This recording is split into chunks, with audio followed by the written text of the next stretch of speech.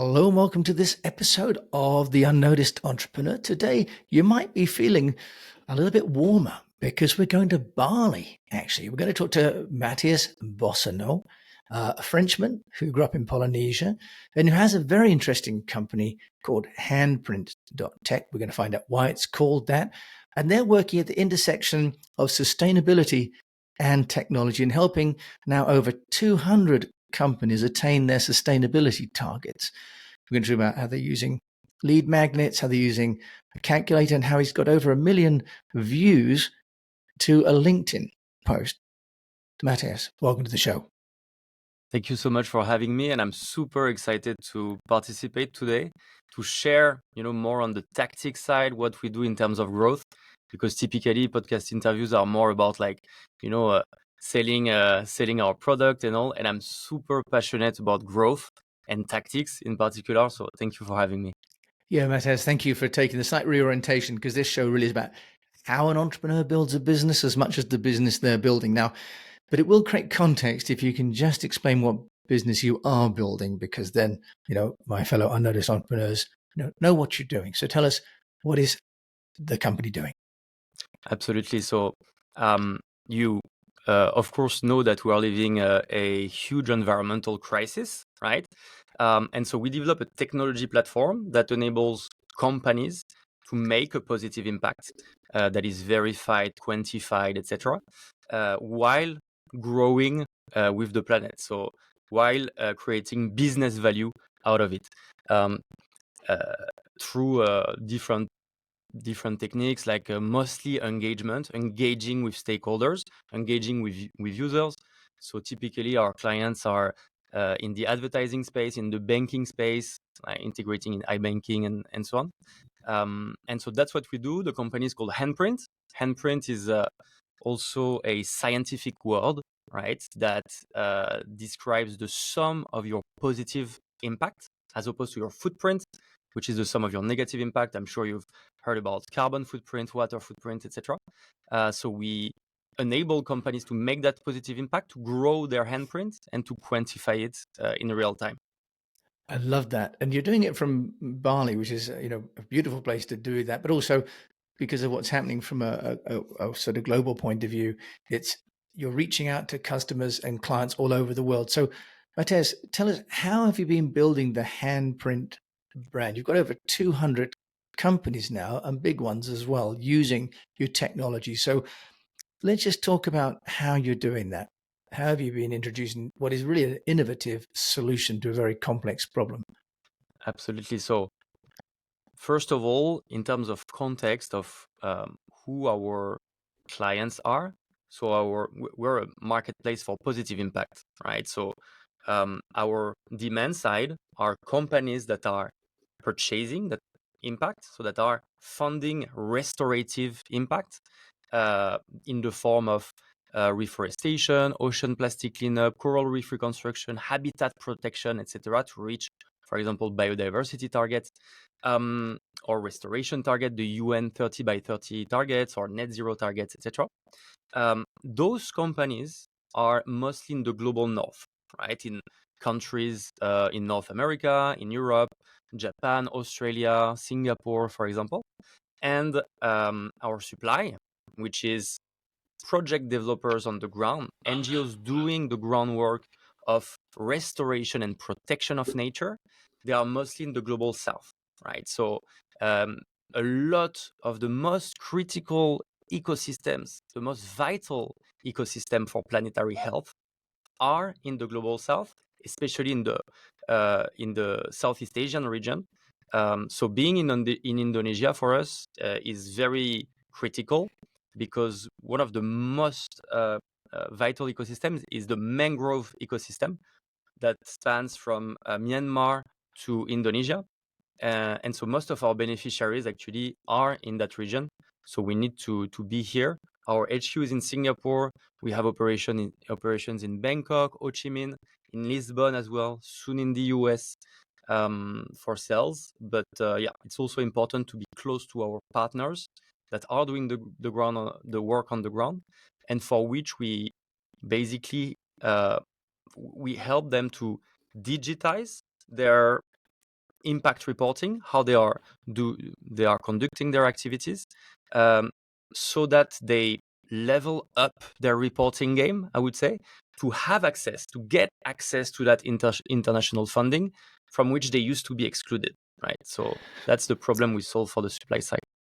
That's really, really great work. And as you say about being in Southeast Asia, it's such a hotbed really of work that needs to be done. How are you helping, first of all, those to get in touch with you and to get onto the program? Because presumably there's a sort of a skills and awareness issue, language barriers maybe, that some of these people that are doing work in these remote areas, they're not necessarily part of the global technology revolution. So Matthias, how are you finding and, if you like, skilling the community that are actually providing the programs? So for the supply side, so the project developers on the ground, we started by my two co-founders are one is a PhD in climate policies, the other one is a PhD in digital sustainability, and they already, when we started Handprint, they had an existing network in the NGO space, being former founders of a very successful NGO. So we started with, of course, direct personal connections from them. And then what's super interesting is that we experienced a very organic growth in that part of the business because we were solving a very pressing problem for those organizations. Number one, those NGOs mainly rely on either corporate philanthropy, which is a one-time event to fund their activities, or if they are a forestry NGO, if they do forestry, conservation of forest, restoration of forest type of work, they would rely on the voluntary carbon credit market, for which you need to pay upfront fees to a certification agencies, and this excludes de facto the small NGOs, right? So we arrived in that market and we told all of the small players, look, you don't need to pay any upfront fees. Use Handprint for Impact Partners application. So we give their staff a mobile application to report on a daily basis on their activity, basically. In exchange of what, we give them recurring funding. So it solves a huge problem for them. And we, after a few months, basically, we set up a wait list that NGOs could just access and list their project on. And now we have a growing list of projects that are on our waitlist. And we curate, so we quantify relevance, alignment, and urgency.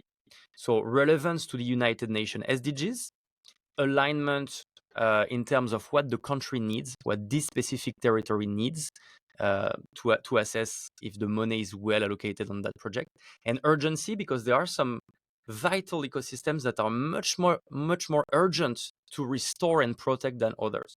So once we quantify this, if the NGO reaches a certain threshold, we are able to onboard them. Otherwise, we give them a list of recommendations on how to score higher in terms of impact. It's called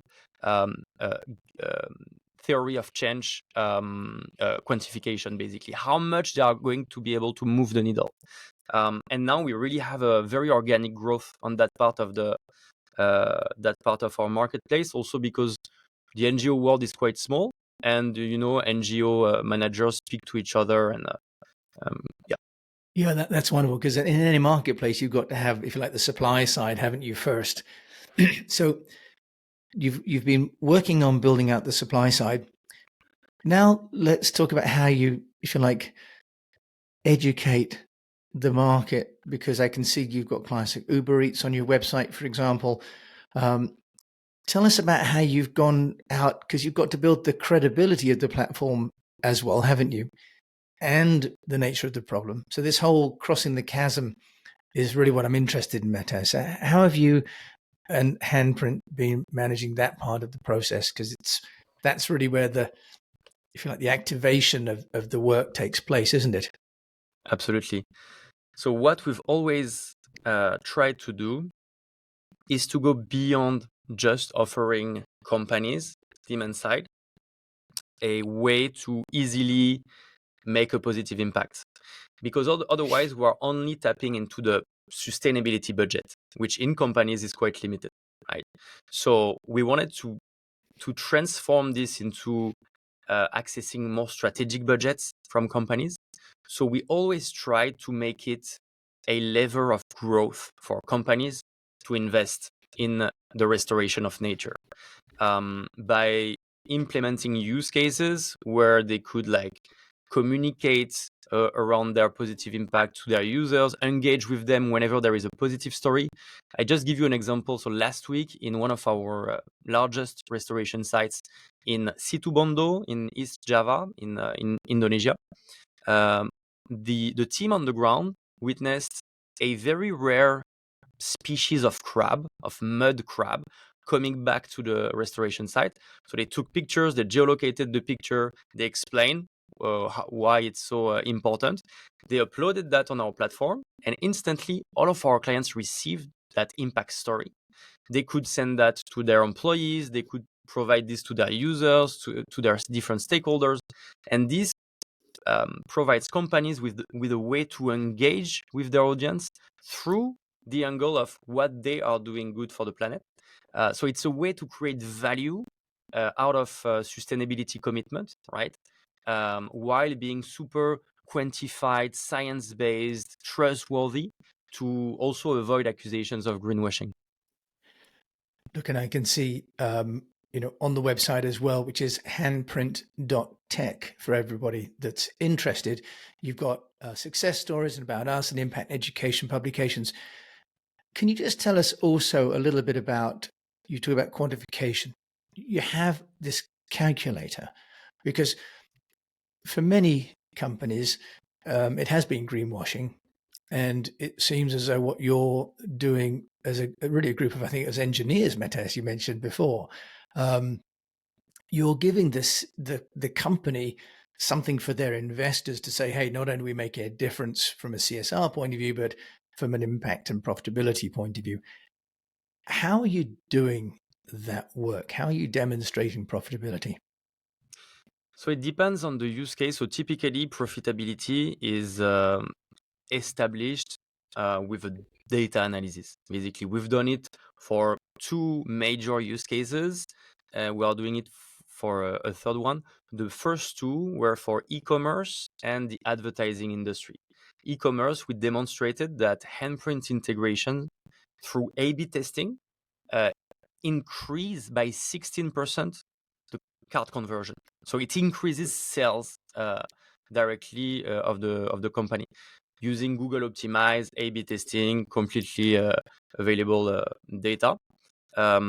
There is a secret sauce a bit in all of that, which was the subject of the paper, one of the research papers of my co-founder Ryan, who with this paper actually he won best sustainability paper of 2022 by the Financial Times, very prestigious award in our industry, and he really studied this secret sauce on how to integrate regeneration into a customer experience so that it creates virality, it creates engagement, a sense of making action together by making the impact tangible, right?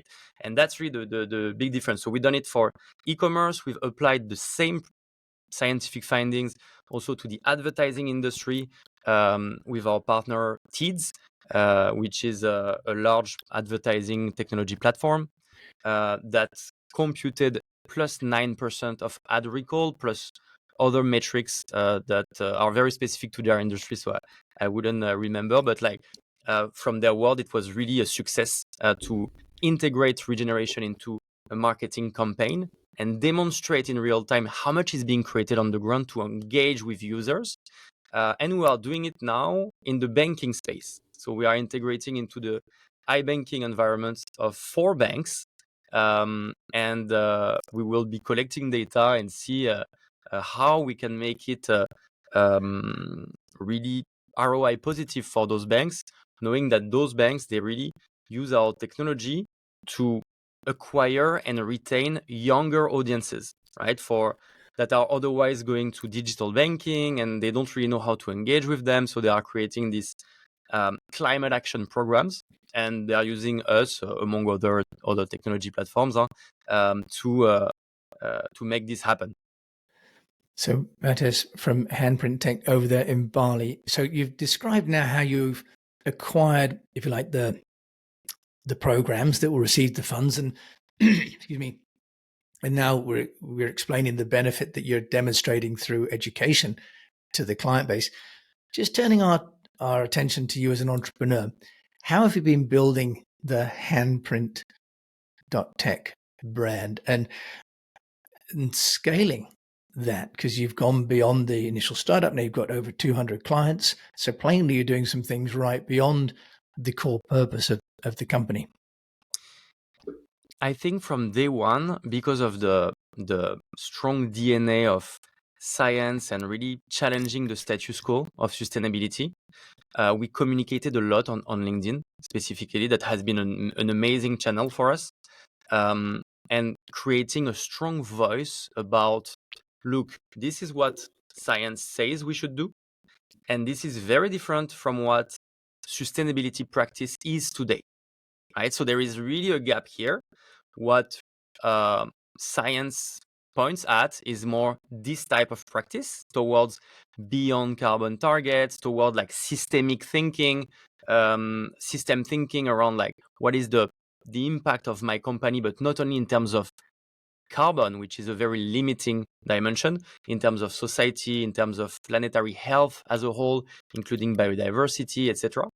So I would say how we've built the brand is really around this challenging the status quo, offering a new perspective on nature rather than carbon, offering new ways for sustainability professionals to understand and take action, right? By providing them with educational content on our YouTube channel, with white papers, etc.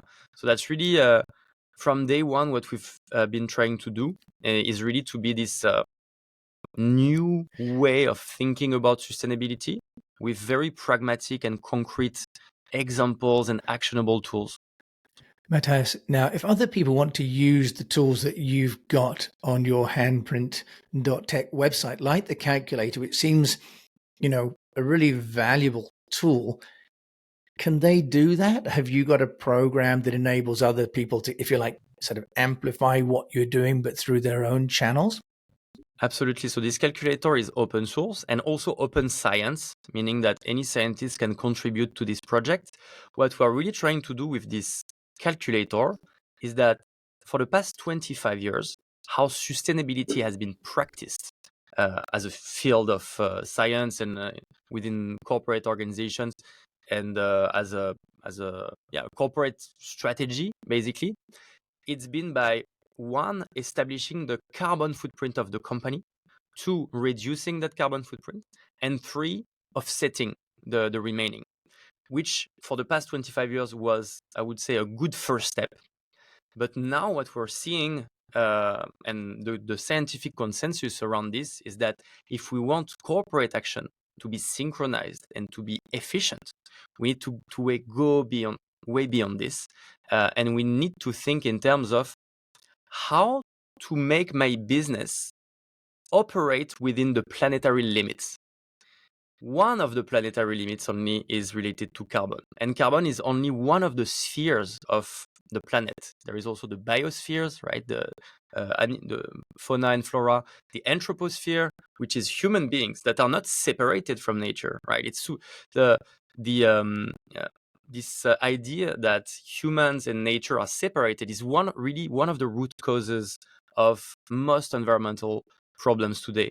So we are offering this new perspective of, you look at the atmosphere, but you look also at the biosphere, the anthroposphere, the lithosphere, right? How the regenerative agriculture, our soils, etc., is super important, and the hydrosphere, the oceans, right?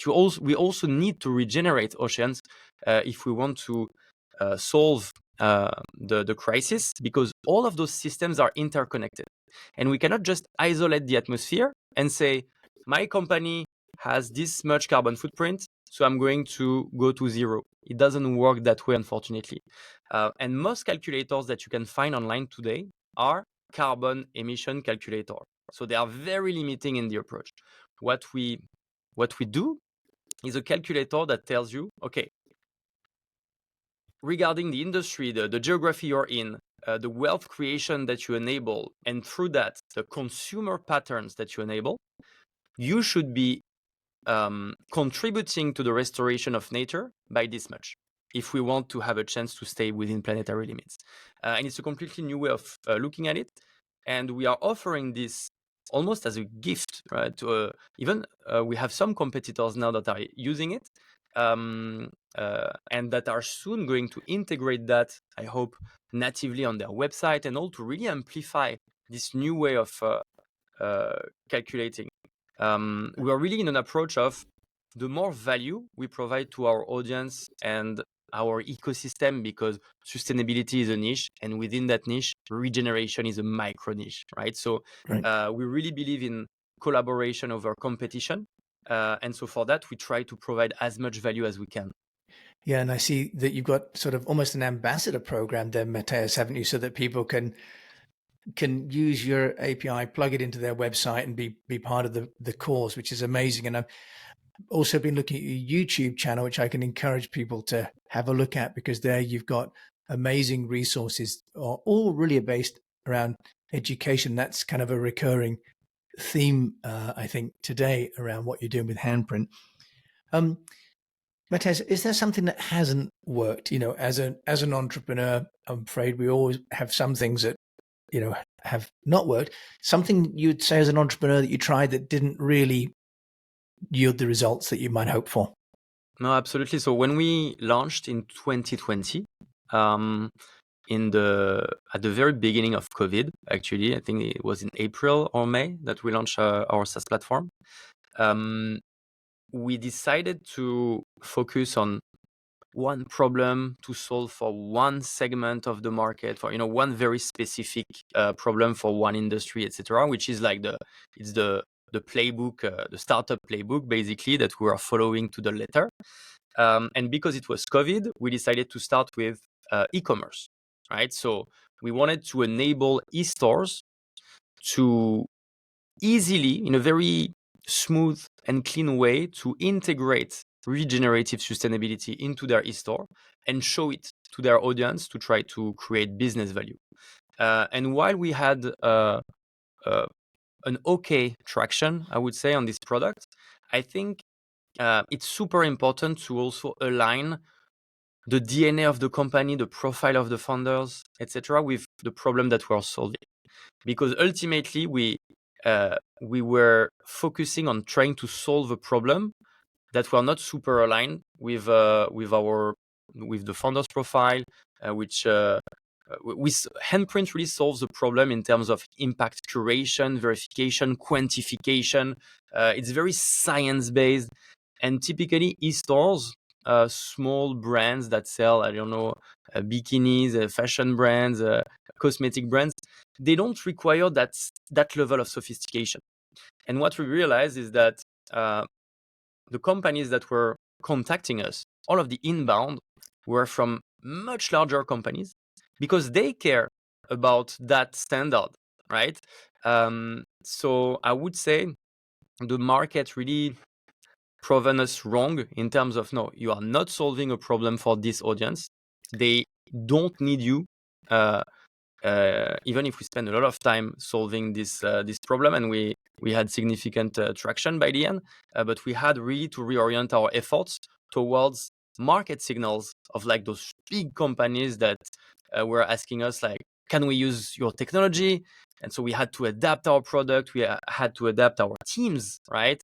The way we interact with consumers, not being like making a shift, basically, from being a very low touch SaaS platform. No need to speak to any human being at Handprint. You just create an account. So shifting from this to being a very B2B high ticket company with a lot of hand holding for the big corporates. So completely different company ultimately. And I think it took us a lot of time to actually execute that shift and deliver on this new company that we've become. Yeah, interesting. So sort of serving a customer that actually almost wasn't the customer, the product market fit wasn't quite right, Matthias. Exactly. If there's something that really has worked for you, and mindful of the time here, now I'm going to wrap up our conversation. But as the co-founder and CEO of Handprint in Bali, is there something you can say as an entrepreneur really has moved the needle for the company? In terms of, I would say, acquisition strategies, so of course the typical product playbook of speak to your users, ask open questions about the problem you're solving, what are the alternatives, like really understanding this from the perspective of people that are buying your service is a gold mine, because then you can really replicate, scale, and all of that. In terms of like what worked for us, because I think that's what really interests your audience, is more at the tactic level, what we did that really moved the needle. I would say on our side, we really tried many different channels, right? From you mentioned our YouTube channel, white papers, a lot of content on our blog, Google Ads.